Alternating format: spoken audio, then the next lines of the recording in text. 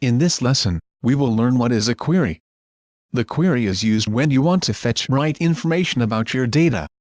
Queries can be constructed from tables and fields. Queries don't take any additional storage space because they are temporary data sheets. Queries are the most recent snapshot of data when they're run. They work on both forms and reports. So let's start with simple query wizard.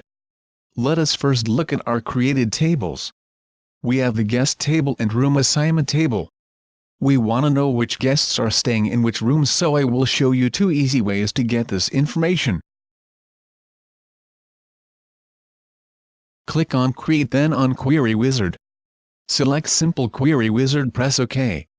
Next, choose Tables from the drop-down list. Press single arrow to move one column or press the double arrow to move all columns.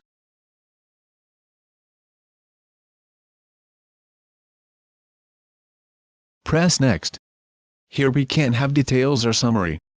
I'm gonna stick with detail option here so we can see details of our guests. Press Next, then name the query.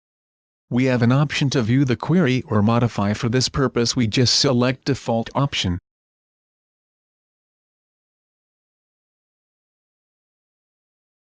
Now press Finish.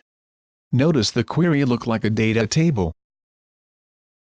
The second method, how to create a query. Click on Create, then Query Design.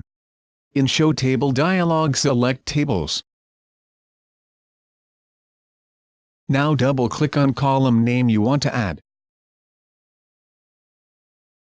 Right-click on Query tab and click Save. Name the query.